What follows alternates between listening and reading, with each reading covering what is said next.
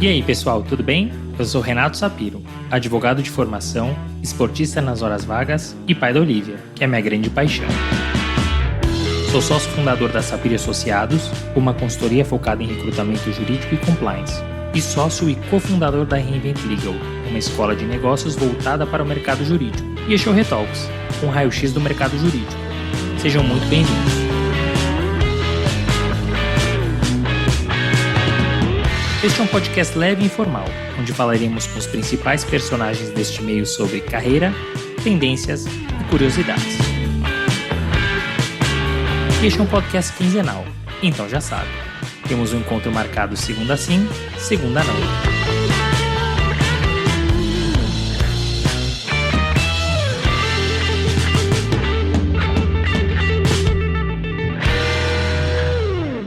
Hoje me senti como se estivesse começando o podcast novamente. Pela primeira vez eu recebi um casal, entrevistados que estão hoje em órgão público. A Aline, que é promotora de justiça, e o Thiago, juiz de direito. Eles contaram como e quando decidiram seguir essa carreira, do que tiveram que abrir mão e ainda trouxeram conselhos importantes para quem sonha em seguir na carreira pública. A Aline contou os bastidores da delegacia na época em que era delegada e o Thiago casos curiosos e emblemáticos como juiz. Fechamos a temporada com chave de ouro. A Aline é formada em Direito pelo Mackenzie e possui carreira toda voltada para a área pública. Iniciou no Ministério Público de São Paulo, foi oficial de justiça, delegada de polícia e atualmente é promotora de justiça. Thiago é formado em Direito pela FMU e começou sua carreira como gerente do Bradesco. Depois ingressou no mercado jurídico em um escritório de advocacia boutique. Atualmente é juiz de direito. Mas melhor que ouvir de mim, vamos ouvir deles. Aline e Thiago, estou muito contente em receber vocês aqui no Retalks para fechar essa segunda temporada com chave de ouro. Esse é um episódio que ele é muito especial, porque pela primeira vez a gente vai receber um casal, pela primeira vez a gente vai receber entrevistados que hoje estão em órgão público, a Aline, que é promotora de justiça, o Thiago, que é juiz de direito. Então eu fico muito contente em ter vocês aqui conosco. Obrigado por terem aceitado o meu convite. Obrigada, Renata. A gente que agradece, é uma alegria estar aqui. E obrigada pelo convite. Eu também agradeço, Renato, obrigado. É uma honra estar aqui, fiquei muito feliz com o convite, ainda mais porque dividimos salas, dividimos conteúdo na época, estudos de prova e posteriormente comentários sobre provas que fazíamos na faculdade. Então fico muito feliz de poder te encontrar neste momento e dessa forma diferente. Muito bacana. Isso é muito legal, Thiago, porque a gente cruza aqui vários personagens do mercado jurídico. E eu venho acompanhando a evolução deles. Quando eu recebo aqui alguém que eu tenho mais proximidade, no teu caso, e a Aline tendo a grata alegria de conhecer agora, é muito legal porque você vê a evolução da pessoa, né? Eu lembro lá atrás, ainda quando você trabalhava no banco, depois escritório, aí juiz, calma, a gente vai chegar lá, mas é muito legal ver essa evolução. Como é um episódio especial e diferente, a gente não vai começar com a nossa pergunta clássica, mas a gente já volta lá. Antes, eu quero abrir, como é um casal, eu quero saber como é que vocês se conheceram. Bom, vamos lá. Muita gente acha que por eu ser promotora, o Thiago juiz, a gente se conheceu fazendo audiência, alguma coisa do gênero, e não foi. A gente se conheceu antes, na época dos estudos mesmo, enquanto a gente estudava, saindo de um concurso. Então, a gente fez a prova do TJ do Rio de Janeiro, segunda fase, e nos encontramos na rodoviária do Rio de Janeiro. Olha só! E ali a gente falou rapidinho da prova, e cada um pegou o seu ônibus, enfim. E depois, por um grupo de WhatsApp desse concurso, a gente se reencontrou, vamos dizer assim. Aí eu perguntei, você é o Thiago da rodoviária? Ele sou. E aí a gente começou a conversar e nunca mais paramos. E nisso a gente descobriu diversas coincidências. Então, a gente era vizinhos aqui em São Paulo, uma cidade desse tamanho. A gente morava a 500 metros um do outro. Ele era amigo de um primo meu. Eu havia trabalhado com uma amiga dele, várias coincidências aí que surpreenderam e desde então a gente não se desgrudou. Mais ou menos isso, em resumo. Você quer complementar alguma coisa, Thiago? Sim, não, foi realmente as conversas que nós tivemos logo depois de termos nos conhecido na rodoviária do Rio de Janeiro, revelaram assim muitas coincidências. A Aline foi encontrar posteriormente uma foto de 2011, nós começamos a namorar em 2016 quando nos conhecemos. Ela resgatou uma foto de 2011 em que me flagra tomando o bolo de um ex-namorado dela porque ele não pagou a gravata no casamento do primo dela. Então olha a cena que foi fotografada e foi muito legal, porque eu nem imaginava em 2011 que um dia iria encontrá-la, conhecê-la e namorar com ela, e isso aconteceu voltando numa prova no Rio de Janeiro. Então é realmente mágico, assim, muito, muito gostoso. Que bacana, pra gente mostrar que o concurso público não é só dureza, né? Também tem um lado bonito. E você sabe que é muito curioso, para fechar essa parte, quando as coisas têm que acontecer, elas acontecem. Eu tô casado já há alguns anos, e para vocês verem as coincidências, a minha avó, quando noivou, aliás, melhor dizendo, a avó da minha mulher estava no noivado da minha avó, tem uma foto. Olha que loucura, né? Como as coisas têm que acontecer. É verdade. Mas agora sim, vamos iniciar com a nossa pergunta tradicional. Aline e Thiago, vocês optaram por seguir um caminho dentro da carreira pública. A Aline, como disse, que é promotora de justiça, e o Thiago, juiz de direito. Essa trajetória, ela foi planejada ou não? E se não, quais eram os caminhos que vocês gostariam de ter percorrido? Bom, da minha parte foi planejada. Na verdade, quando eu entrei na faculdade, a gente entra sem saber exatamente o que quer, a gente nem conhece as carreiras, na verdade. Eu, particularmente, só conhecia mesmo a figura do advogado, então era a única coisa que eu visualizava mesmo. Mas já no comecinho da faculdade, tomando contato ali com os personagens aí do mundo jurídico, eu já fui me interessando pela carreira do Ministério Público, pelo fato de lidar com direito penal, e aquilo atiçava a minha curiosidade, era algo que eu achava muito interessante. Por ser a acusação, no caso do processo penal, por fazer essa acusação, eu achava a parte mais interessante também do ponto de vista processual. Eu achei interessante, mas isso ficou um pouco adormecido e eu fui fazendo estágio em outras áreas, então eu fiz, a princípio, estágio no Juizado Especial do Mackenzie, ali atrelado ao Poder Judiciário, de certa forma. Depois eu fiz estágio num escritório de advocacia durante 1 ano, foi muito bacana, gostei muito. E aí, já prestes a chegar no 3º ano de faculdade, aí eu realmente optei por fazer estágio no Ministério Público, que já era um lugar que eu tinha interesse. Nessa fase, eu já tinha intenção de seguir a carreira pública, mas somente quando eu entrei mesmo no estágio do Ministério Público é que eu fui conhecendo, né, o órgão e as atribuições, e aí fui ter certeza do que eu queria, que era ser promotora de justiça. Então, ali pelo 3º, 4º ano, eu já sabia o que eu queria, que era o Ministério Público de São Paulo. E aí, a partir de então, tudo foi caminhando, eu fui caminhando de forma a chegar nesse objetivo. Mas não foi assim tão rápido. Me formei, depois de 3 anos passei, né? Teve uma longa caminhada, nem sempre as coisas saem do jeito que a gente gostaria, mas todas as decisões foram realmente pautadas para chegar nesse destino mesmo, assim, né? Interessante. A princípio, eu não consegui fazer estágio na área criminal, que era o que eu tanto queria, mas acabei indo para a área da família, foi uma área que eu gostei muito, família e sucessões, e até fiz o meu TCC depois nesse assunto, e aí finalmente consegui estágio na área criminal, gostei também, depois eu passei num concurso de oficial de promotoria, tudo dentro do Ministério Público, e fui ficando e criando mais vontade, e já não me via fazendo outra coisa, né? Poxa, que bacana, é muito curioso, porque a gente sempre faz essa pergunta, é a nossa pergunta clássica, e tem várias respostas diferentes. Mas você traz um planejamento, a gente vai saber daqui a pouco do Thiago, você traz um planejamento, você chegou onde você queria, né, mas mostrou que não é fácil, né? Você se programou, teve que contornar aí, mas chegou onde você queria, muito interessante. E para você, Thiago, como é que foi? Eu não planejei. Eu nunca pensei, na verdade, que integraria alguma das carreiras públicas. Nunca me imaginei como membro do Ministério Público ou, posteriormente, como juiz de direito. Na época da faculdade, eu ainda lembro, às vezes meu pai apresentava um jornalzinho, porque naquela época o concurso público aparecia como anúncio no jornal, né? E eu trabalhava no Bradesco nessa época e tinha um amigo lá, que sentava ao meu lado, que ele sempre me chamava de juiz. Meu apelido era juiz para esse amigo no Banco Bradesco.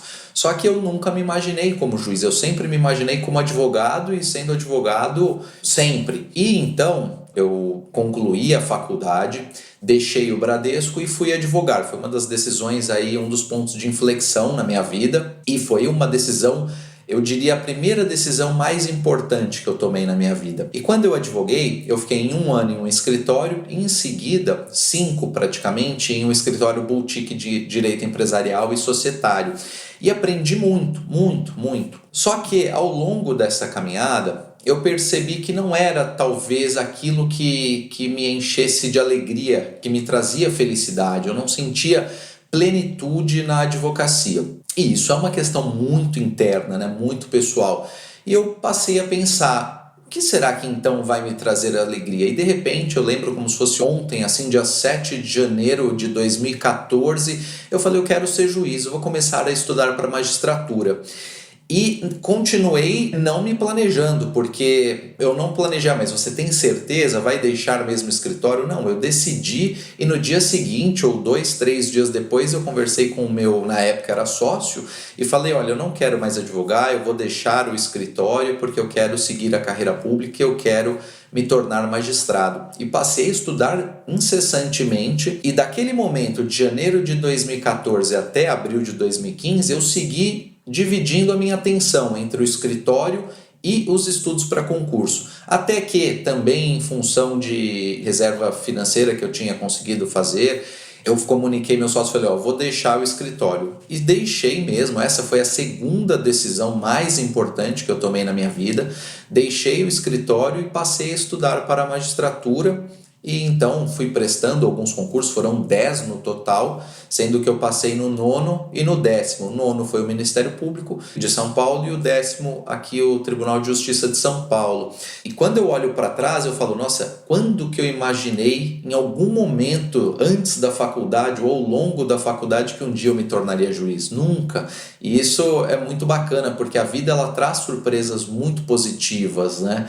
E essa é uma delas, e eu me sinto muito realizado como magistrado. Me sinto muito feliz exercendo a judicatura, mas não foi planejado. Tiago, deixa eu te fazer uma pergunta, porque assim, dentro do mercado jurídico, ou da advocacia, é muito comum em algum momento você ter uma insatisfação, como você tem falado, poxa, isso aqui não me brilha os olhos, e você começa a pensar em caminhos possíveis. Como é que deu o clique? Porque você não se programou, você nunca pensou em ser juiz, mas como é que foi o clique? Falou, opa, quero ser juiz. Eu tenho isso muito claro na minha memória.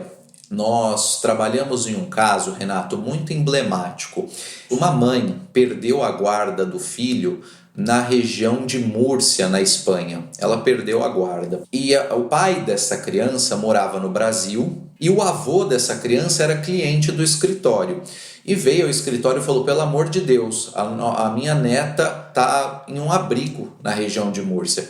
E nós, então, fizemos um trabalho muito bonito e muito bacana junto ao Itamaraty e a alguns órgãos da Espanha e conseguimos trazer essa menina de volta para viver com o pai. Só que você pode imaginar os traumas que ela vivenciou. Quando ela retornou, o pai, aqui no Brasil, passados alguns meses, simplesmente falou, olha, não quero mais essa criança, não dá, não consigo, está trazendo uma desestabilização para minha família, manda ela para os avós maternos ou alguma coisa assim. E isso me tocou muito. Eu falei, não é isso que eu quero para minha vida, eu não quero ter que defender esse tipo de situação. E esse acho que foi um estalo. Eu falei, não é a advocacia que me faz feliz, e esse é um caso que eu tenho certeza que me faz triste, é até o inverso, né?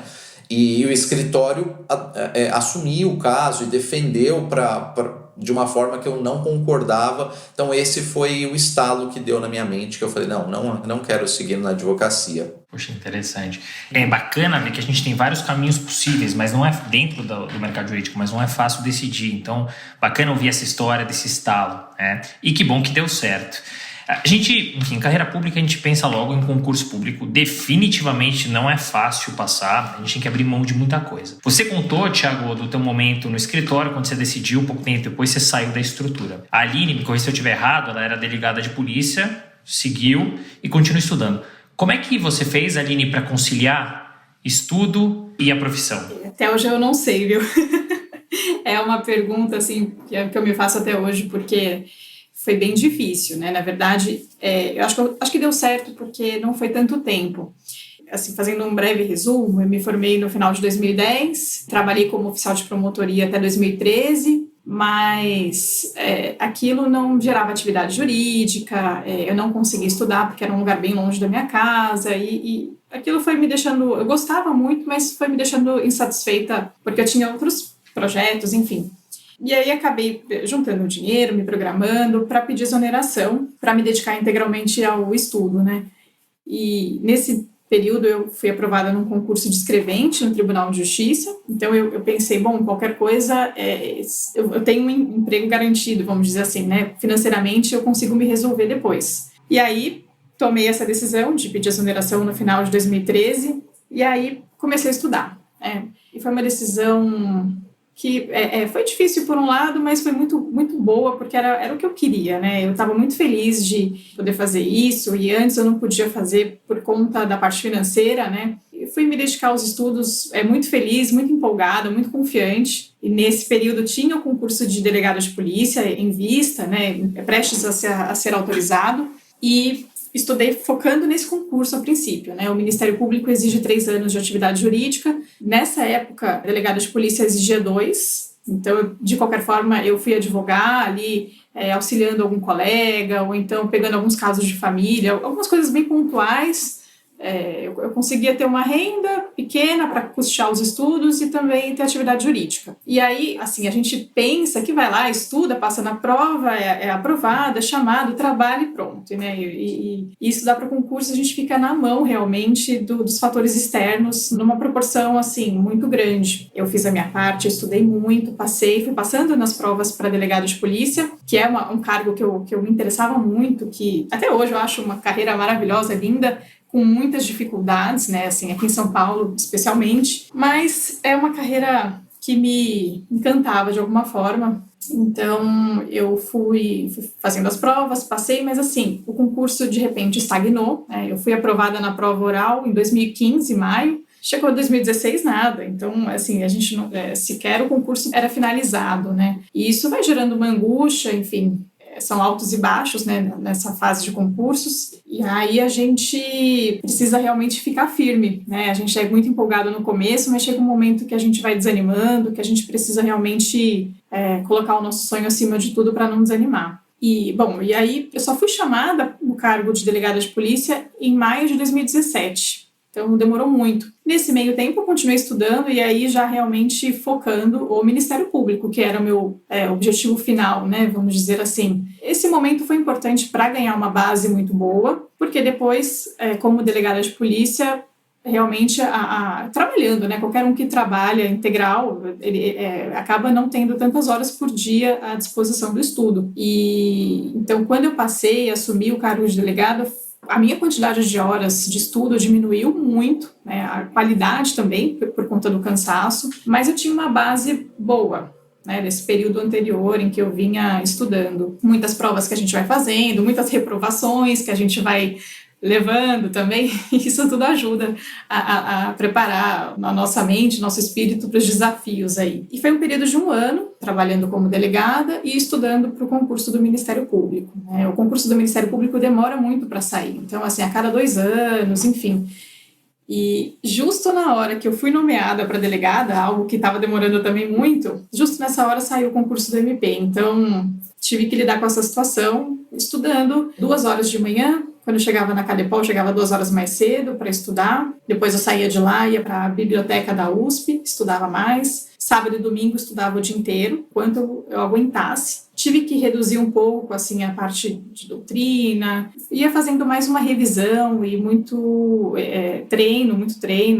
E fiz o que deu e graças a Deus foi suficiente, né? Acho que quando a gente tem um sonho, uma vontade muito grande, a gente consegue respirar fundo e conseguir ter mais energia para continuar, mais meia hora, mais 1 hora. E assim vai, né? Um pouquinho por dia até dar certo. E é muito interessante ouvir, Aline, você contando, porque o tradicional, realmente, pelo que eu ouço das pessoas, é um caminho que foi escolhido pelo Thiago, né? Vou focar, vou abrir mão aqui do trabalho, me programei para isso financeiramente e vamos embora.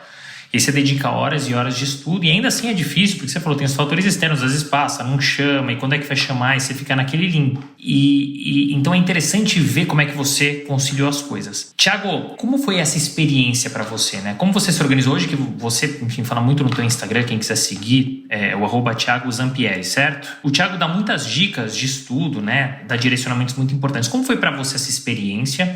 E para fechar, uma pergunta para os dois. A gente falou aqui de dedicação, né? Como foi, ou como é, agora não mais que vocês passaram, mas como foi para vocês viver um relacionamento nesse meio de estudo e de concurso e de foco? Bom, então o Instagram é Thiago, com TH, aí 2 underlines Zampieri. Aí vem 2 underlines Zampieri. A experiência, Renato, na época de estudo, ela é muito forte, porque é como se nós olhássemos para o abismo e víssemos o nosso reflexo lá embaixo e a gente se põe em xeque o tempo todo. Por quê? Porque você escolhe um sonho que é muito difícil, né, de ser alcançado. Muitos familiares, às vezes, exigem uma certa prestação de contas, e ainda que você não tenha que dar essas prestações de contas, mas há como se fosse uma espécie de cobrança. E é um momento onde a gente amadurece. E, de fato, a gente percebe se nós temos ou não disciplina, se somos ou não organizados. Eu não sei quantas vezes eu estudava 12 horas líquidas por dia, 13, às vezes 14 horas líquidas por dia. Não sei quantas vezes acordei 8 da manhã e fui dormir a 1 do outro dia, estudando o dia inteiro, Renato. Mas eu aprendi muito, não só direito, como também questões de vida, que vão surgindo quando a gente para um pouco e passa a refletir, porque quando a gente fica por conta do estudo, nós também temos muitos momentos autorreflexivos, quando pensamos se o que estamos fazendo é certo. Nós vivemos tanto no piloto automático que às vezes paramos de pensar, paramos de refletir se estamos indo no caminho certo, se estamos seguindo aquilo que queremos, se estamos sendo pessoas boas, por exemplo. Então eu acredito que a experiência da fase de estudos, que durou 3 anos e 2 meses, que foi de abril de 2015 a junho de 2018, ela me ajudou muito, foi muito engrandecedora. Eu creio que eu mudei muito como pessoa nessa fase, me tornei uma pessoa melhor nessa época que fiquei por conta dos estudos. E em relação ao relacionamento, principalmente quando a Aline ela começou quando ela foi nomeada e empossada como delegada, esse 1 ano foi um momento mais difícil para nós dois. Acho que foi o momento, aliás, mais difícil para nós, porque o nosso tempo juntos foi reduzido drasticamente. Antes nós dois estávamos por conta do estudo, então ainda que estudássemos muito, nós conseguíamos às vezes tomar um café juntos durante a semana. No geral,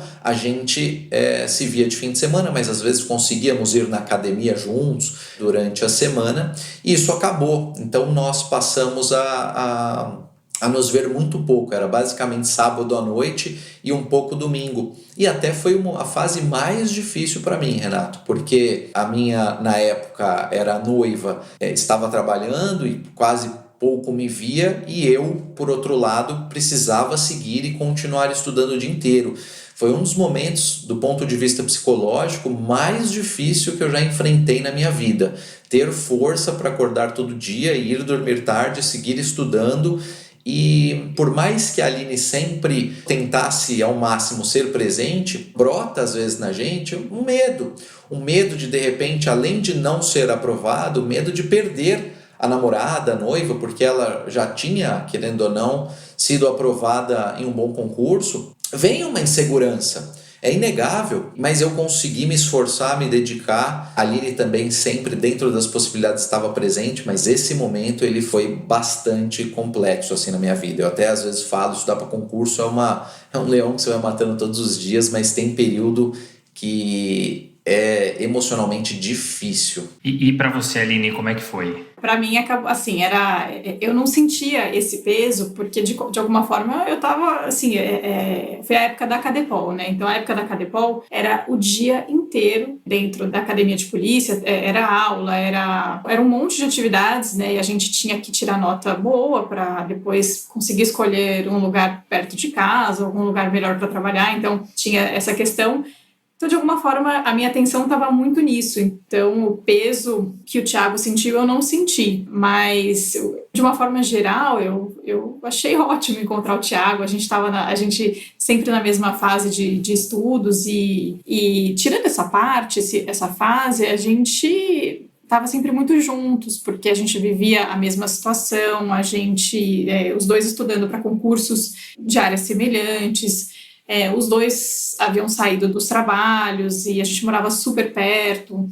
E então a gente acabou criando uma rotina bem gostosa dentro das nossas limitações, porque a gente tinha muita coisa em comum. Então era muito bom, assim, a gente vivia numa bolha, né, basicamente, porque estudava e a hora de lazer era comer uma pizza, tomar um vinho em casa, ou tomar um café, fazer uma caminhada num lugar gostoso que tinha perto de casa. Sempre programas assim que não atrapalhassem os estudos, que não fossem caros, né, porque a gente estava ali num momento de reduzir gastos, de cortar mesmo. Então, ter alguém que junto com a gente vivenciando a mesma situação. E o mais interessante, né, entre eu e o Thiago, a gente não tinha competição. O Thiago, assim, a gente já tinha uma base boa, tanto que a gente se conheceu na segunda fase, né, de um concurso, mas a gente se ajudava muito, principalmente o Thiago a mim, porque o Thiago tinha os métodos e o Thiago era mais regradinho, tinha uma metodologia melhor, eu era um pouco bagunçada, assim, o jeito de estudar era diferente, né? Então, foi muito bom. Eu acho que se as pessoas... eu acho que, particularmente, muita gente pergunta isso até pro Thiago, né? Ter um relacionamento, namorar, enfim, enquanto estuda para concurso, não é algo que atrapalhe, na minha opinião. Pode até ajudar muito. Porque a gente tem que cuidar da nossa mente, a gente tem que estar com um psicológico bom. Não adianta, né? Estudar muito e enlouquecer com aquilo, ou então, enfim... Eu acho que vale super a pena, desde que a pessoa saiba organizar, desde que seja um relacionamento que te faça bem, né? Que não seja um relacionamento que te coloque ainda mais para baixo do que a situação já te coloca, né? Então, tem que observar, mas se a pessoa tiver essa oportunidade, é muito bom. Foi muito bom pra gente. Aline, você trouxe pontos muito importantes, até que me levam a outra pergunta, né? Porque... Enfim, o Thiago brincou de matar um leão por dia, mas mentalmente realmente desgasta muito um concurso. Você não sabe qual é o teu futuro, você não tem uma garantia que você vai passar. Você pode fazer um concurso, passar, pode fazer 100 concursos e não passar. É muito questão de cabeça, ainda que você esteja preparado. Então, você falou de um relacionamento. Vocês acham importante, ainda que você tenha essa dedicação extrema, ter períodos de lazer, de descanso e tomando por base essa experiência que vocês tiveram no estudo para concurso? Você comentou, Thiago, um pouco mais metódico, organizado, e você trabalhando ou estudando de um jeito um pouco diferente. Vocês têm conselhos para os nossos ouvintes que querem prestar concurso? Qual é o melhor direcionamento? Quem é bom de dar conselho é o Thiago. Mas, assim, no primeiro momento, a pessoa tem que definir o que ela quer. Porque, às vezes, a pessoa decide estudar para concurso por conta de uma conveniência, porque, de fato, tem atrativos, a questão da estabilidade, do salário, enfim. Mas isso não sustenta o sacrifício que precisa ser feito. Então, para realmente você conseguir fazer o que precisa ser feito, tem que ter um sonho, uma coisa vibrando dentro do seu coração mesmo, na sua alma, para te dar força para superar tudo isso, né? Então, definir o que você quer, se munir de várias informações, o máximo possível sobre essa carreira e sobre esse concurso, e montar uma estratégia, ainda que não seja tão rigorosa, mas planejar mais ou menos o caminho que você pretende seguir. Então, se a sua base... Faz tempo que saiu da faculdade, a base já não está tão boa, fazer um cursinho, de repente, de um ano, para você se estruturar de novo, e dessa forma ter bons cadernos, e sempre se pautar na prova que você vai fazer. Então, fazer simulado com base naquele tipo de prova, com base naquelas matérias, e ter uma noção de realidade, né? A realidade qual é? É difícil? Muito, mas não é impossível. As pessoas passam. Quanto tempo elas demoram para passar, né? As pessoas de verdade, né? A vida real, como é? A pessoa demorou 5. Eu, Aline, demorei. Eu me formei em 2010, comecei a estudar no final de 2013 e fui passar no Ministério Público em maio de 2018. Sempre fui uma boa aluna, nada excepcional, mas ali, né? E demorei aí 4 anos e meio, 5 anos, bastante tempo, né? Antes eu passei no concurso de delegado. O concurso de delegado eu até passei um pouco mais rápido, mas demorou para chamar, enfim, né? E não era o meu objetivo final.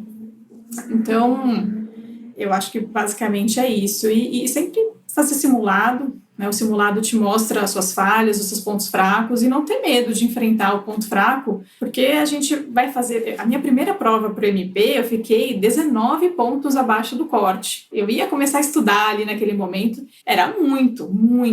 Mas, depois de 4 anos, eu consegui fazer a pontuação que precisava. Enfim, é questão de tempo mesmo, não tem jeito. Mas sem perder o foco na realidade. Se está fazendo simulado depois de 4 anos de estudo e está indo mal, precisa ver o que está acontecendo e mudar alguma coisa, enfim.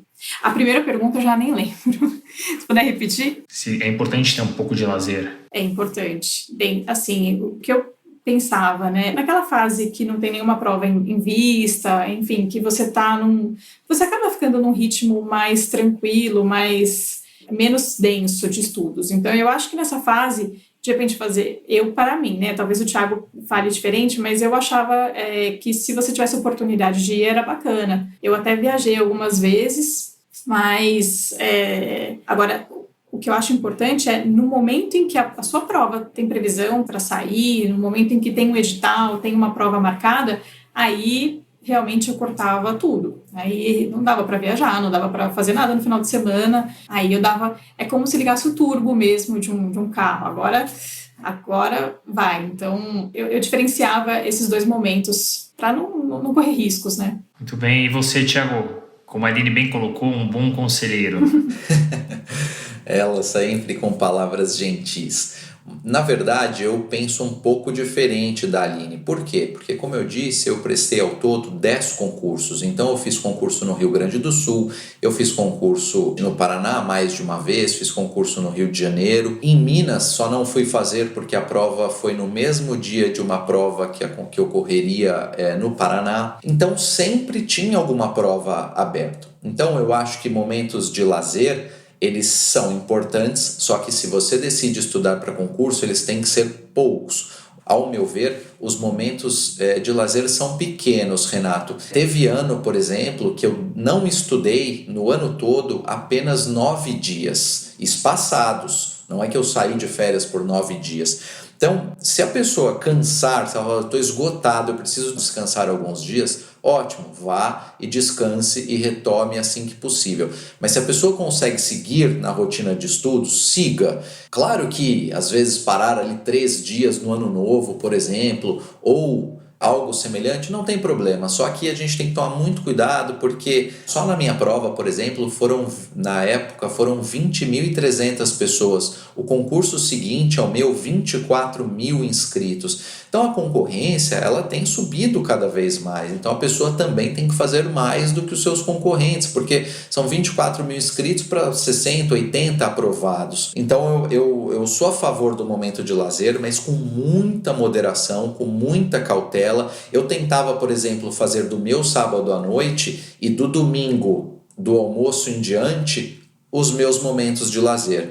Todos os demais momentos eram momentos de estudo. Em relação a estratégias, primeiro é importante realmente decidir se a pessoa quer a carreira pública. Por quê? Porque às vezes ela simplesmente está frustrada no atual escritório, por exemplo, ou na atual função e decide estudar como um subterfúgio e não como de fato um sonho real de ser promotora, juiz ou juíza.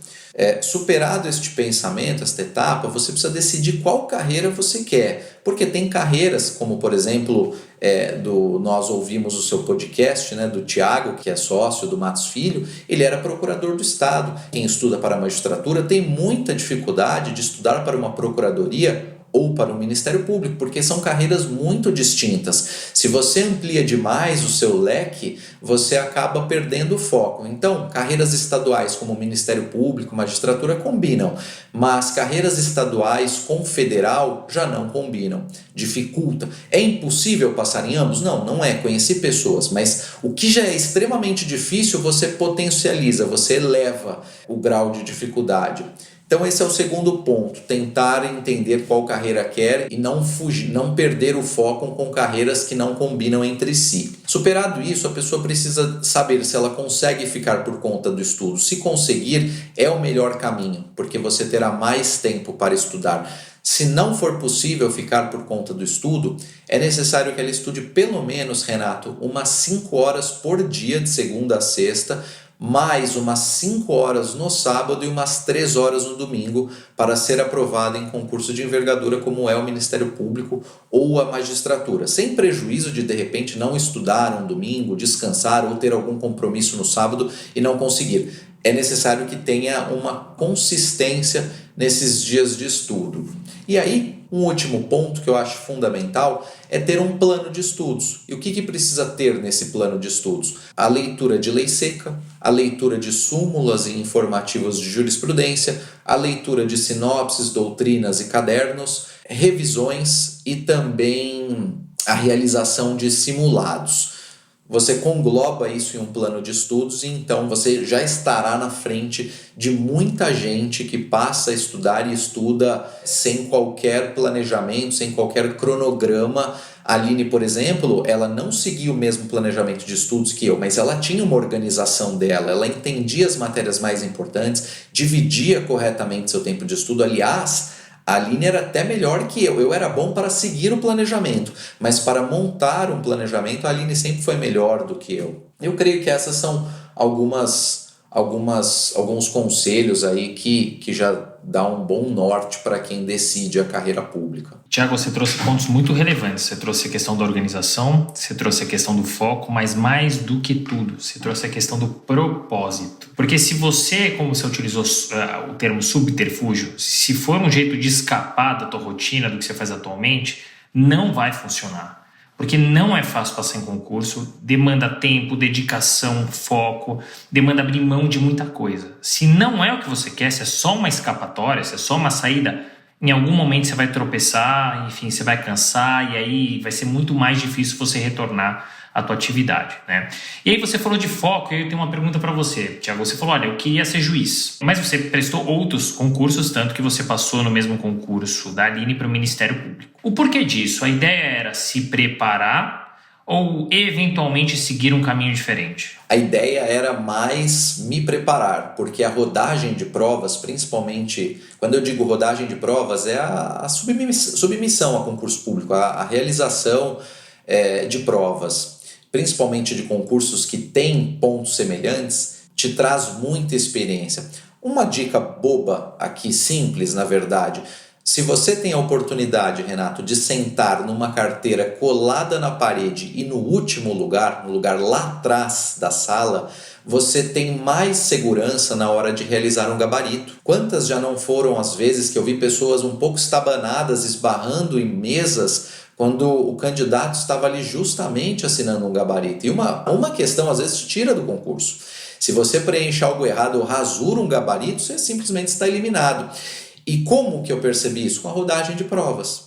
Fazendo provas, vem a experiência de saber responder uma prova, de conseguir ser o mais eficiente possível no tempo de prova que você tem. Então, por isso que eu também prestava. Eu só prestava magistratura e Ministério Público. Eram os concursos estaduais. São os concursos que eu optei por realizar, e tanto no Rio Grande do Sul quanto no Paraná. O que eu acredito, que eu entendo, é que o motivo principal que me levou a fazer o Ministério Público, muito embora eu goste muito da carreira, tenha gostado demais de ser promotor de justiça, mas isso posteriormente, eu percebi isso depois que eu fui aprovado. O que me levou a prestar esses concursos antes, ou seja, sem saber que eu ia gostar tanto, foi justamente ter mais experiência, aprender mais com a realização de provas. E depois, quando eu ingressei no Ministério Público, eu fiquei lá 3 meses e 17 dias, foi uma das decisões também mais difíceis, porque eu pensei assim: bom, eu estou no Ministério Público e estou gostando muito, será que saio para ir para a magistratura?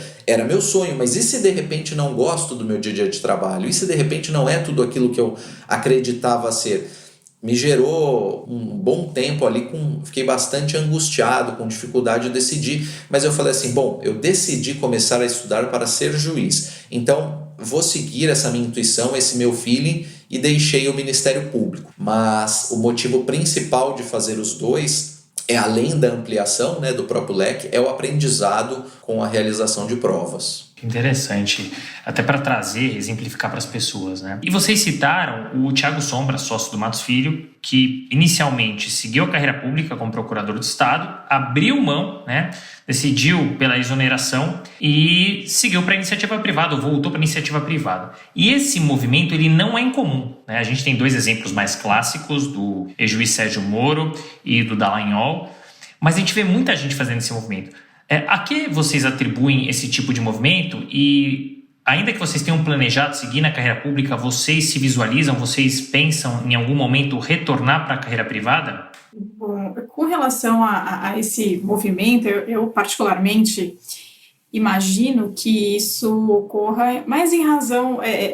há uma mudança de mentalidade na nossa sociedade. Eu acho que a nossa geração ela não quer viver ali amarrada em algo, em uma carreira, em uma profissão que simplesmente pague os boletos no final do mês, né? Eu acho que a nossa geração é uma geração que busca propósito, né? Igual a gente falou. E então eu acho que a mente das pessoas está mais aberta para mudanças em geral. Então, do mesmo jeito que algumas pessoas saem da carreira privada para a pública, algumas da carreira pública vão para a carreira privada por conta de uma busca interna, né? Por conta de... são muitas questões, né? Assim, as funções não mudam, né? São disciplinadas em lei, os cargos são disciplinados em lei. Então, de fato, eu imagino que uma pessoa que esteja há muitos anos, ela possa, de repente, se interessar por outra coisa, ou durante... Enfim, né? Cada um tem uma história. Mas eu acho que muito desse movimento pode se relacionar a isso, né? A essa mudança de mentalidade, de buscar o propósito, o sentido, né? De não se ver... E confiança nas... Né? Eu imagino que quem faça, quem tem a coragem de tomar essas decisões são pessoas que confiam no talento e na capacidade, né? São pessoas que vão sair da iniciativa pública para realmente desempenhar algo bastante especial na iniciativa privada, né? Então, eu acho que se for para agregar, tem que ir. Então, mas eu acho que seja algo nesse sentido. E para você, Thiago? Bom, com relação ao Moro, eu acredito que ele deixou a magistratura, mas não deixou a iniciativa, ele não foi para a iniciativa privada. Ele seguiu na carreira pública, seja como ministro e agora talvez como um pré-candidato aí à presidência. O Dallagnol não sei se seguirá o mesmo rumo, mas como são pessoas aí bastante famosas, são mais fáceis da gente conseguir visualizar e tentar entender o que aconteceu. E realmente há uma troca, mas eu não sei dizer, Renato, se haveria uma maior tendência do público para o privado ou vice-versa. Não sei eu até pesquisei um pouco sobre isso, não cheguei a nenhum consenso, mas eu entendo que as pessoas nunca foram tão atrás da felicidade. Parece que viver se tornou uma busca pela felicidade. Tem havido uma dificuldade das pessoas conseguirem ser felizes. E eu acredito que os movimentos entre carreiras seja uma tentativa de se realizar plenamente. É como se às vezes a pessoa tomasse um copo d'água e permanecesse com sede. E eu senti isso quando eu quis deixar a advocacia para me tornar juiz. Então eu acho que uma busca pela felicidade e por propósito tem gerado mais movimentos. E também pessoas com mais coragem, elas não... Como disse o próprio Thiago Sombra, ele pensou, poxa, eu não vou ficar aqui mais 30 anos, eu já cheguei no último patamar da minha carreira aqui na Procuradoria, eu não vou ficar mais 30 anos fazendo a mesma coisa. E ele, então, uma pessoa certamente corajosa, adotou uma postura de vida, pensando o seguinte, olha, a vida é uma só, eu não vou continuar fazendo a mesma coisa, eu tenho certeza que eu posso entregar mais. E as pessoas que são corajosas devem mesmo deixar as carreiras quando estão insatisfeitas.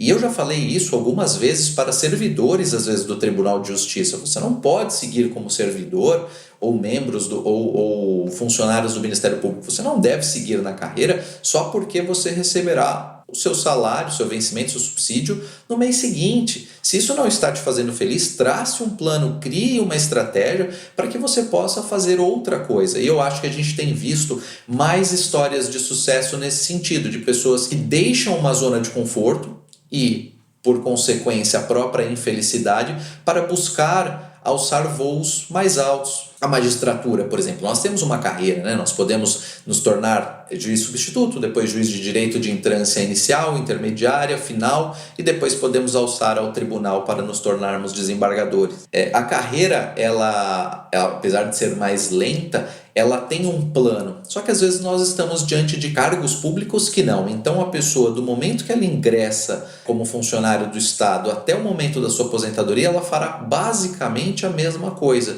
E isso traz um pouco de traz muita, na verdade, desmotivação. E entre viver desmotivado, infeliz, apenas para pagar boletos, eu acho que é fundamental que ela repense e mude mesmo de carreira. E eu tenho visto isso, tenho visto pessoas corajosas tomando esse tipo de decisão e adotando esse tipo de postura. E, por fim, com relação à carreira privada, eu sigo a mesma linha do Thiago Sombra. Se um dia eu resolver voltar para a iniciativa privada, eu acho que talvez será em algum negócio fora do mundo jurídico, fora do mundo do direito. Eu gosto muito do que faço, tenho bastante satisfação com a judicatura, mas a gente sabe que também o direito ele é um pouco cansativo, é um pouco maçante, e se um dia eu deixar o mundo jurídico, será para, de repente, empreender ou ir para uma outra linha nessa mesma esteira. Você sabe, eu gostei muito das respostas de vocês que foram complementares, né? Porque quando eu fiz essa pergunta para o Thiago e quando eu pensei nessa pergunta para vocês, definitivamente, assim, eu não sabia o porquê que o Thiago tinha feito aquele movimento. A primeira coisa que eu pensei é que maluquice, que será que ele abandonou a carreira pública para ir para a privada? E quando ele contou, fez total sentido, mas ele teve que enfrentar família, amigos. Eu acho que a Cília não teve que enfrentar porque estava muito claro na cabeça dele, né? Mas às vezes as pessoas têm que lutar com isso, né? Poxa, estudei tanto, me dediquei tanto, passei no concurso, agora vou sair. Mas é isso, né? Eu acho que a nossa geração, a Aline colocou muito bem, e as gerações que estão vindo estão pensando diferente, as coisas estão mudando, as pessoas querem buscar felicidade. Afinal, a gente fica tanto tempo no trabalho que se a gente não fizer o mínimo do mínimo que a gente gosta, ou se a gente não for minimamente feliz, não faz sentido, porque a gente vai pagar as contas, mas a gente vai viver para quê? E aí quando a gente for mais velho, a gente vai olhar para trás e vai se arrepender, né? Então por isso que eu gostei muito do que vocês trouxeram.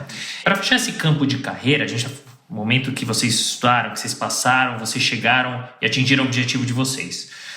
Mas olhando para frente, onde que vocês querem chegar? Olha, eu sou promotora de justiça substituta, né? Então eu tô ali engatinhando ainda na minha carreira, tenho bastante tempo. Eu confesso que eu tenho até dificuldade de responder essa pergunta, porque no meu momento atual, assim, né? Redundância, mas atualmente tudo que eu quero é me especializar e conseguir ser uma promotora melhor, né? A cada dia conseguir, daqui a pouco conseguir me promover e aí ter o meu cargo, a minha promotoria. Atualmente eu não tenho, né? Eu sou substituta, então eu cubro férias, cubro licença, cubro o cargo que está vago, né? Infelizmente a gente tem alguns aí. E então tudo que eu quero nesse momento é me tornar uma promotora de justiça melhor, né? A cada dia me especializar e prestar um serviço melhor.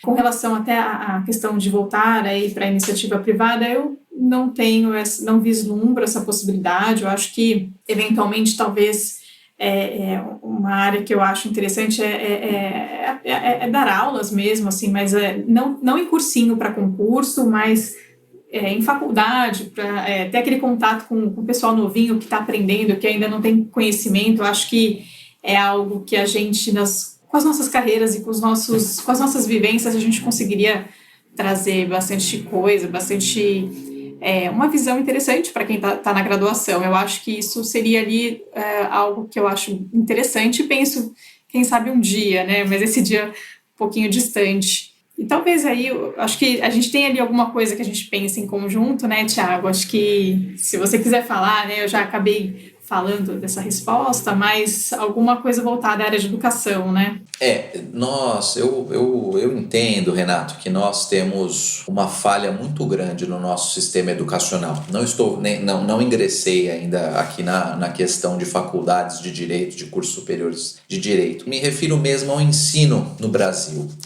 E tomei contato como juiz da infância com adolescentes no 9º ano que só sabiam escrever o nome no ensino público. É muito triste. Então, o nosso ensino público, e muitas vezes até mesmo o particular, eu acho que são muito frágeis. A nossa educação, eu entendo que tem muito a melhorar. Os recursos públicos que são destinados à educação não são poucos, mas ainda assim eu entendo que a nossa educação de base no Brasil ela é extremamente frágil. E então eu penso sim, como a Aline comentou, de ter algo no futuro voltado à educação. Ainda é uma ideia muito embrionária, não sei ainda muito bem, é uma luz que eu vejo lá na frente, sabe? Eu gosto muito desse tema, desse ponto, e eu acho um ponto muito caro para o Brasil. E com relação ao futuro, eu gosto muito de dizer que quem vive do passado é museu.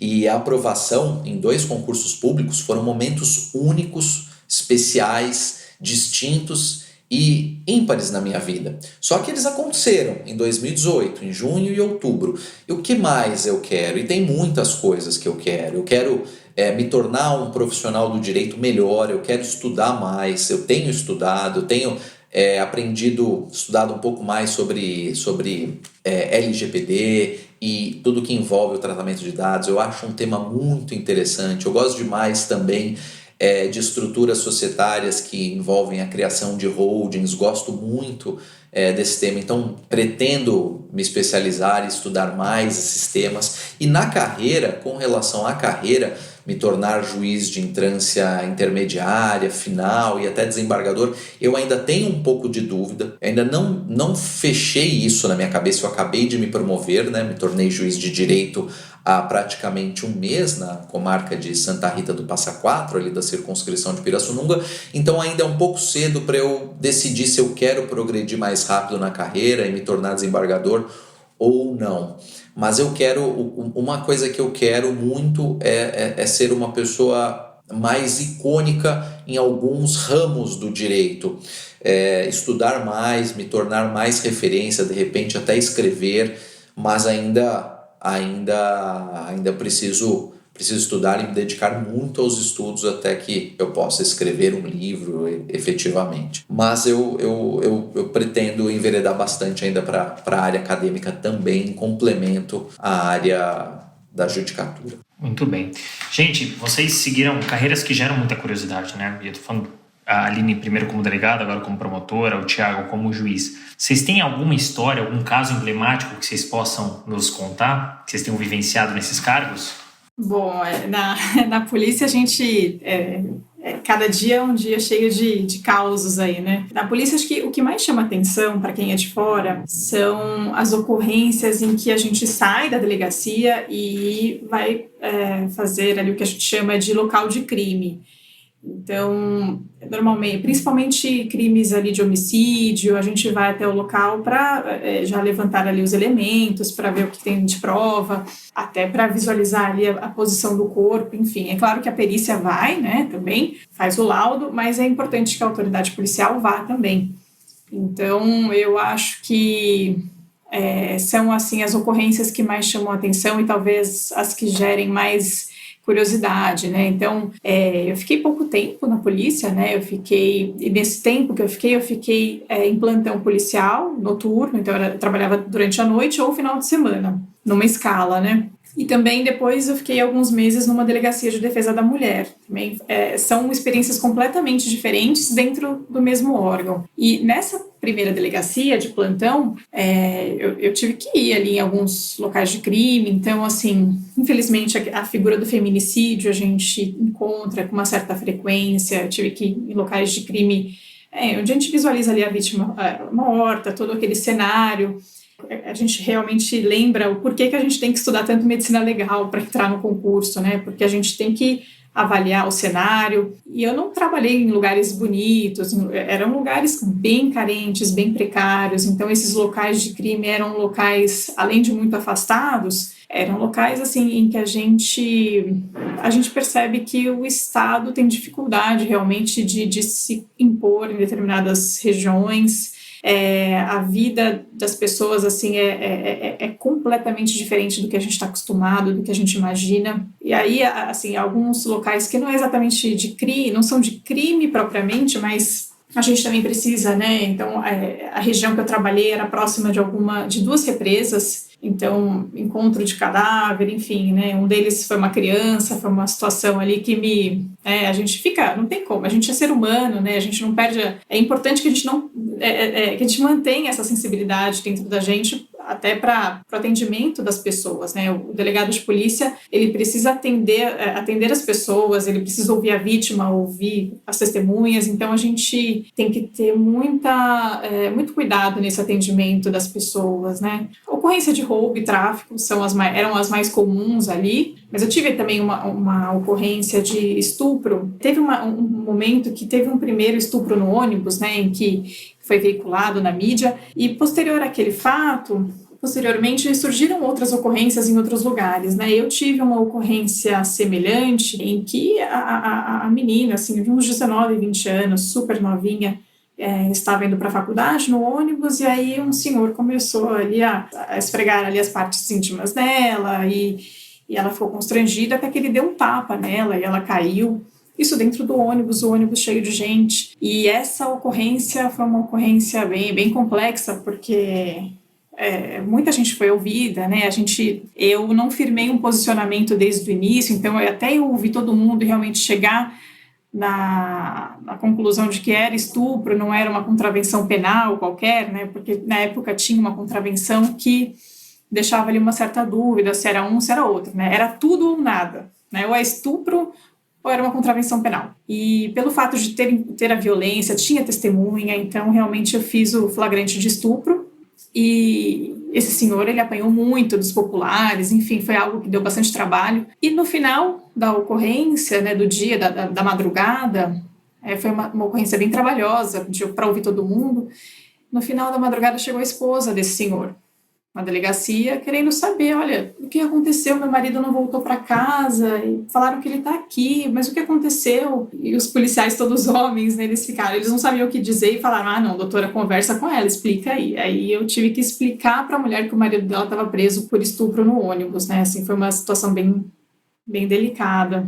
Tive uma situação ali em que eu precisei sair de uma diligência, e a gente foi com a viatura mais nova, a melhor viatura que tinha na delegacia, e o policial não estava acostumado com a viatura, não sabia olhar o lugar o marcador de gasolina, acabou a gasolina da viatura no meio da diligência. E a gente ficou sem gasolina, eu não sabia o que fazer, assim, né? Foi bem no comecinho, e era um lugar, assim, violento, era a periferia, era um lugar que, se alguém soubesse que tinha uma viatura ali nessa situação de vulnerabilidade, a gente teria um destino bem complicado, né? Então, foi uma situação bem difícil, eu não sabia se eu ia pegar gasolina junto, se eu ficava dentro da viatura tomando conta, e no final deu tudo certo. Mas acho que, e uma questão da polícia, né, é a questão de andar armado, né, é uma obrigação funcional o porte de arma. A gente recebe uma arma da corporação, não é a arma que a gente escolheria para a gente, mas, enfim, é a que tem. E esse é algo delicado, porque quando eu quis seguir essa carreira policial, naquele momento, não era algo que me chamasse atenção, né? Muita gente tem gosta de arma, e aquilo para mim foi algo que eu precisei trabalhar um pouco, assim, né? A gente nunca tinha feito aula de tiro nem nada, e a gente, mulher, tem até dificuldade de colocar o coldre, porque a gente não tem roupa que caiba o coldre para colocar a arma, então foi uma dificuldade ali que eu senti, porque para deixar dentro da bolsa também não adianta muito, né? Acho que teve uma outra também que quase teve um tiroteio dentro da delegacia, né? Na DDM, o sujeito... A DDM era para ser tranquila, mas não necessariamente, né? E o sujeito estava ameaçando a companheira dele de matar, de agredir, enfim. E ela falando, não, tô indo pra delegacia. E aí ele mandou, não, eu vou até aí também, eu vou bater em você na frente da delegada. E aí ela chegou lá, e eu falei, não é possível que esse cara tá vindo aqui, né? E foi. Chegou lá, a escrivã que estava atendendo já tinha escutado todos os áudios, né, que ele havia mandado, e a escrivã estava bastante assustada e com medo mesmo dele chegar lá e matar a mulher dentro da delegacia, né? E aí, quando ele chegou, eu tentei apaziguar, né, gerenciamento ali de crise, né? Eu falei, não, calma, vamos ver, né? Já sabendo que eu ia fazer o flagrante dele, porque ele estava em flagrante, ele havia ameaçado há 20 minutos. E aí a gente tem que dar uma disfarçada, calma, não, fica tranquilo, porque eu precisava pedir apoio. E chegou essa minha escrivã com a arma. Parado, polícia! E assim, foi uma situação bem delicada, porque ele desdenhou, ele sabia, rolou ali um certo machismo, né? Ele não se sentiu intimidado pela arma. Não, você não vai atirar.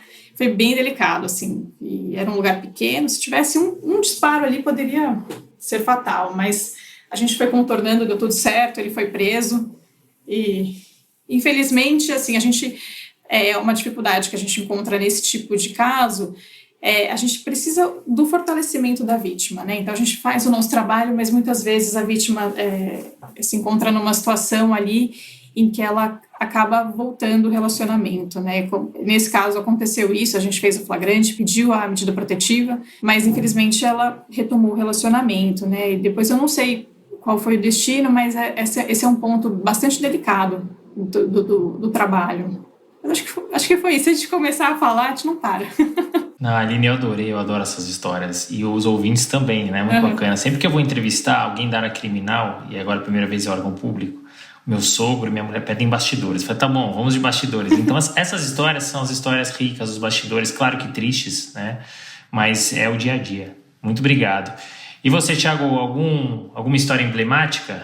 Eu vou começar contando 2 casos engraçados. Primeiro 2 situações engraçadas e depois uma mais emblemática. Bom, estávamos em audiência, uma audiência criminal acontecendo, né? Isso ainda na época em que era totalmente presencial, quando de repente a promotora de justiça acho que vai olhar algum áudio no WhatsApp, algo no WhatsApp, e era aquele som da mulher gemendo alto, sabe? No meio da audiência, gravando. E aí a promotora não sabia o que falar, onde enfiava a cara, que se esconder. A gente ali tem que tentar fingir que não tá, né, que isso não aconteceu, pede para guardar o celular e tal, mas foi uma situação bastante caricata, porque você não imagina que vai acontecer algo assim, ainda mais vindo da promotora, mas foi só uma vez. E também envolvendo um promotor, mas esse mais leve, daí já estávamos com as audiências virtuais, de repente ele habilitou a câmera dele sem querer, ele estava comendo uma pipoca assim na audiência. Então, são situações que às vezes a gente que marca, porque a gente já lida com assuntos às vezes muito sérios, né? Principalmente na área criminal. Quando tem esse tipo de situação, a gente dá uma risada, uma distraída, acho que até é bom. Agora, um caso bastante emblemático, e esse, aliás, eu acho que é um dos mais importantes que eu já atuei, que foi um júri que eu fiz ainda como promotor de justiça. A pessoa foi condenada a alguns anos de prisão. A pessoa matou, na verdade estuprou e depois matou a vítima. E é um caso muito, muito, muito delicado, porque você, na verdade, é um crime que acontece à noite, que acontece às escuras, que acontece em lugares ermos. Então, é muito difícil você ter uma pessoa que falou, eu vi o estupro, vi a morte, não tinha como me defender, mas eu vi tudo. Você não tem esse tipo de prova ocular. Então, com base em uma série de indícios, você vai montando um quebra-cabeça e chega até a conclusão de que foi aquela pessoa. E apresentar isso ao júri não foi fácil, Renato. Os indícios, os elementos demonstravam realmente que era ele quem tinha estuprado e matado, só que não tinha uma prova ocular. E quando a gente leva isso para um júri, eu primeiro usei uma estratégia e consegui ter 7 mulheres juradas, ou seja, juradas todas do sexo feminino. E posteriormente, apresentando todos os detalhes, o júri se convenceu, e foi até por unanimidade, convenceu. Mas foi um caso muito triste porque chocou a cidade. Era uma cidade pequena, chocou a cidade. E eu me orgulho muito desse caso, de ter conseguido aí convencer os jurados e obter a condenação, porque são casos muito tristes. Eu passei uma semana estudando detalhes do caso e fui elencando todos os detalhes que eu tinha para demonstrar e tentar convencer os jurados de que realmente ele era o estuprador. Aí e assassino. Foi condenado a mais de 20 e tantos anos, deve estar, acredito que continue preso. Claro que a vida da vítima não volta, mas foi um momento ali onde eu pude apertar a mão dos familiares da vítima, que me agradeceram muito, que estavam presentes, que assistiram e que acreditaram que, pelo menos na terra, a justiça foi feita. Muito bacana, obrigado também por dividir as histórias e esse caso emblemático. De novo, é dia a dia, né? E a gente acaba se envolvendo, né? Mas é muito legal quando você vê a realização de um trabalho, né? Quando você busca a justiça e você alcança a justiça. A gente trouxe aqui, a Aline trouxe aqui alguns casos, você trouxe outros, né? Que são casos complexos, que envolvem inclusive risco de vida. Nesses casos em específico, o Ministério Público ou o Tribunal de Justiça, eles oferecem algum tipo de segurança? E é verdade que os magistrados e também os promotores fazem curso de tiro? Com relação ao curso de tiro, a gente tem o porte de arma legalmente, né?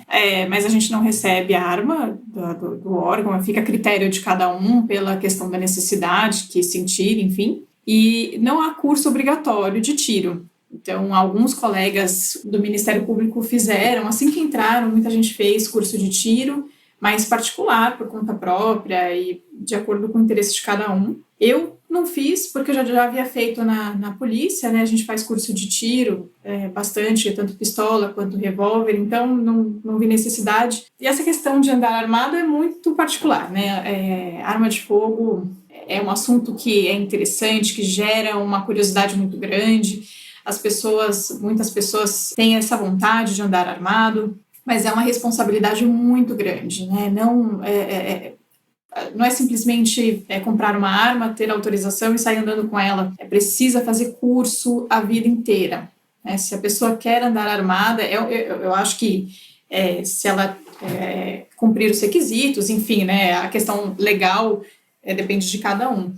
Mas é sempre uma responsabilidade muito grande. É um ônus, porque a gente tem que estar preparado para uma situação de ser vítima de algo e reagir de forma adequada, porque, de repente, durante um assalto, você está com a sua família e é assaltado e está com uma arma, essa arma não vai fazer um milagre, né? E para que você consiga realmente se defender com essa arma, você precisa estar muito treinado. Não é só treino atirando num papel, num modelo, num manequim. Treino de tirar a arma do coldre, tudo é treino. Conhecer bem a sua arma, manter a manutenção da arma adequadamente. Então, são vários detalhes, então é importante ser observado.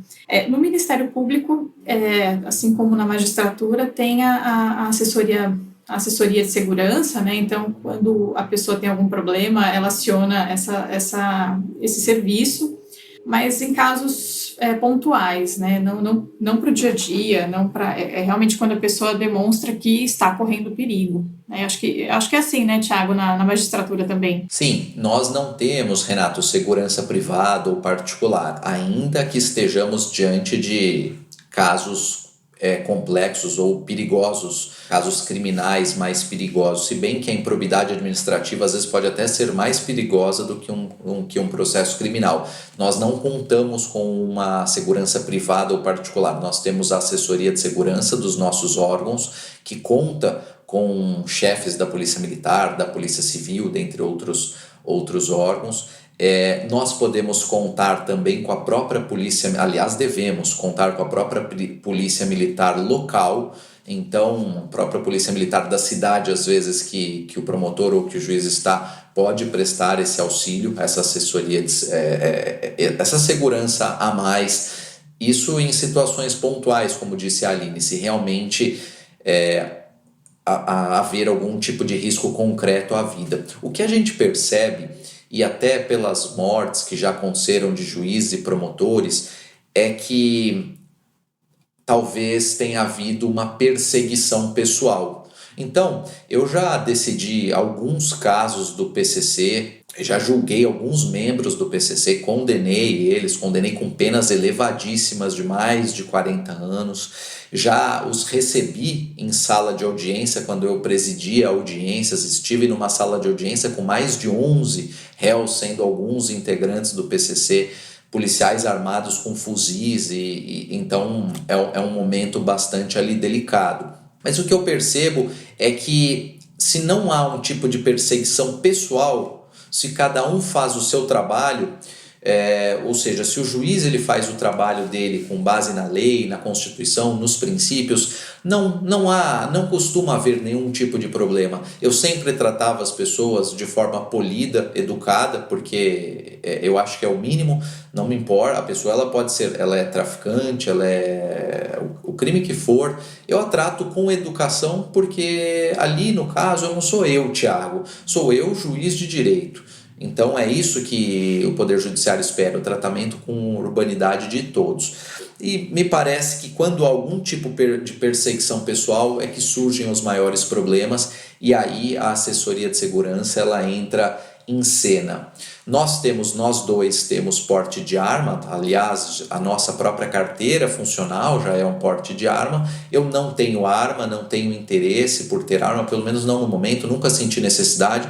Trabalhei em uma comarca onde o promotor andava armado, eu ia com ele no café a 100 metros do fórum, ele estava sempre armado, ele não tirava arma em hipótese alguma, então ele tinha muito receio e estava sempre armado. Eu já não ando, não vejo muita necessidade, e na verdade não é nem, Renato, que eu não vejo a necessidade. Talvez o armamento ou carros blindados sejam necessários, só que com relação à arma de fogo, apenas tê-la só te trará problema. Ter arma de fogo traz uma responsabilidade enorme com guarda, manutenção e concurso. O curso tem que ser frequente, você precisa visitar estande de tiro semanalmente, precisa ser um bom atirador, porque do contrário, você armado, você atrai a probabilidade de ser morto em um assalto, em algum tipo de crime, de forma muito mais provável do que quem não está armado. Então, muitas vezes um assaltante, ele mata uma pessoa que estava armada e não mataria se ela não estivesse. Aqui eu não estou entrando no ponto se eu concordo ou não com o Estatuto do Desarmamento. Talvez as pessoas, se fôssemos seguir o plebiscito, né, que foi favorável, pudessem ter direito de andar armado. Então não é esse o ponto, eu estou falando só do meu ponto de vista pessoal. Eu, Tiago, não gostaria de ter arma, não tenho, por causa das responsabilidades que a arma atrai e pela necessidade de constante treinamento. Agora a população, eu creio que talvez devesse ter prevalecido lá o resultado do plebiscito. Mas a questão é que nós temos um Estatuto do Desarmamento que está em vigor e eu aplico normalmente no meu dia a dia, né? Muito bom. Gente, assim, a gente abriu a nossa conversa, né, de uma maneira diferente para vocês contarem um pouco de como é que vocês se conheceram. E a gente vai fechar também seguindo a mesma linha. Você, Thiago, juiz, Aline, promotora. Como vocês fazem, assim, como casal, para não levar o trabalho para casa? Acho que na época da pandemia ele está em casa instalado. A gente tenta, assim, eu tenho um pouco mais de dificuldade, né, para ser sincera. Eu, por ser substituta, eu normalmente estou cobrindo sempre 2 cargos ao mesmo tempo. Isso gera um volume de trabalho em dobro. Então, a gente, é comum ficar até tarde, no final de semana. A vantagem é que a gente é da mesma área, a gente gosta de conversar, a gente tem até pontos de vista bastante parecidos e ele compreende também aí essa parte, mas é sempre um desafio. Eu não faço mais distinção, Renato, porque quando eu estou em home office ou quando eu estou no fórum, o trabalho eu faço exatamente da mesma forma. Somente julgamentos perante o tribunal de júri, não há possibilidade de fazer de forma remota. E o contato mais próximo, às vezes, com o servidor, porque eu acho que o juiz ele tem que ser um bom líder. Primeiro, ele tem que ser líder e, se possível, um bom líder. E então exige aí um contato próximo, pelo menos às vezes, com os liderados. Mas eu não faço distinção porque com o processo digital você tem o processo o tempo todo com você, no seu computador, né? No meu sistema é o sistema SAGE, a gente tem o processo o tempo todo para trabalhar. Então nós não temos hora, mas no entanto nós temos metas do CNJ, metas do Tribunal de Justiça, não são baixas as metas, e temos um volume grande de processo. Então, assim, nós não temos muito um horário de trabalho, mas temos muito trabalho para dar conta. E a gente se divide. Tem vezes, às vezes eu saio do fórum 9h30, 10 horas da noite. Às vezes chego muito cedo, mas também outros dias trabalho um pouco menos, então não faço tanto essa distinção. E o bom é que quando eu e a Aline trabalhamos, no horário noturno, nós nos entendemos, porque praticamente trabalhamos com a mesma coisa, né? Trabalhamos com o direito, temos um ponto de vista muito parecido. E aqui em casa, Renato, é assim, quando a Aline ela eventualmente discorda, assim, eu a convenço. E se ela não é convencida, eu falo para ele recorrer, entendeu? Para indeferir o requerimento. Agora, para quem que eu recorro, eu não sei, né? Discussão de temas em casa, eu já não sei para quem que eu recorro. Não sei nem qual que é o recurso cabível. Acho que já transita em julgado imediatamente. Muito bom, gente. O bate-papo tá muito bacana. Uma pena que tem que chegar no fim, mas eu adorei. Quem que vocês gostariam de ouvir aqui no Retalks? Vamos lá, a nossa sugestão, a gente até pensou em conjunto, né? E a gente gostaria de ver aqui no Retalks um procurador de justiça aqui de São Paulo, que é o doutor professor Edilson Mongenot. Atualmente eu estou finalizando um curso com ele, né? Estou correndo para finalizar um curso sobre ciências criminais. E ele é fantástico, assim, ele é uma pessoa extremamente inteligente, articulada, um toque de senso de humor, ele é muito culto, enfim, ele é uma pessoa, ele tem muitas histórias, né, o que ele mais fez mesmo foi a parte de tribunal do júri. Ele foi promotor do Tribunal do Júri, atuou no caso do Maníaco do Parque, inclusive, ele acabou sendo conhecido, né, das pessoas por esse caso, mas ele é uma pessoa que eu e o Thiago, a gente admira bastante, né, Thiago? É um ótimo procurador, o curso dele também é muito bom, e eu acho que ele representa bastante a voz atual, assim, do direito, principalmente do direito criminal, então também a minha recomendação é Edilson Mongenot Bonfim. Poxa, muito bom, muito obrigado. Como eu disse para vocês, eu quero trazer mais gente aqui também da carreira pública, do órgão público. Importante ouvir esse outro lado, então conto com vocês para fazer essa ponte. E também já quero agradecê-los. Olha, adorei. Vou fazer mais vezes isso com duas pessoas, especialmente casais. Adorei, foi muito legal. Ouvir um pouquinho do lado da Aline, da carreira dela, do Thiago, o caminho que vocês percorreram e como vocês percorreram isso unidos. Parabéns pela dedicação, pelo foco e muito contente em poder contar essa rica história de vocês. Muito obrigado. Obrigada, a gente que agradece. Eu gostei muito de participar. Foi a primeira vez que eu participei de um podcast, nunca tinha participado de nada semelhante, então eu gostei bastante. Eu conheci o canal pelo Thiago e comecei a ouvir as entrevistas, né, os episódios, e gostei muito, achei assim, de um conteúdo muito rico e particularmente para mim, que estou há bastante tempo no setor público, foi muito interessante ouvir as pessoas do setor privado, pessoas de sucesso, pessoas que têm muita coisa para ensinar, para contar. É muito interessante, porque entre aspas, a mesma área, né, o direito, mas sob o ponto de vista de pessoas que vivem vidas muito diferentes, trabalham com coisas muito diferentes das nossas. Então, eu gostei muito, já estou ficando viciada já em ouvir o podcast. Por isso que eu fico muito feliz de participar. Muita alegria mesmo e estamos à disposição aí.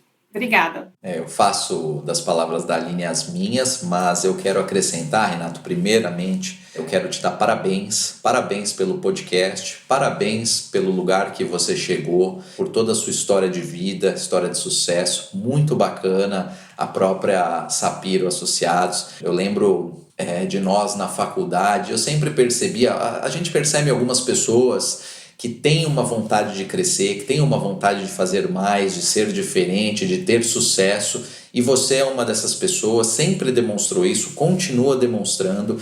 Então, meus parabéns pela trajetória bonita que você vem traçando até agora, pelo podcast que traz uma riqueza aí de conhecimento no mundo jurídico, que é muito bacana, eu também aprendi bastante com o que já ouvi. E obrigado pela oportunidade, fiquei muito honrado com o convite, foi ainda mais gostoso poder participar e dividir aqui com a minha mulher. Então, parabéns, obrigado e desejo muito sucesso sempre para você, para o podcast e para Sapiro Associados também. Fim de papo. Se você gostou, recomenda para os seus amigos. Se não, fala comigo que eu quero te ouvir. Até a próxima.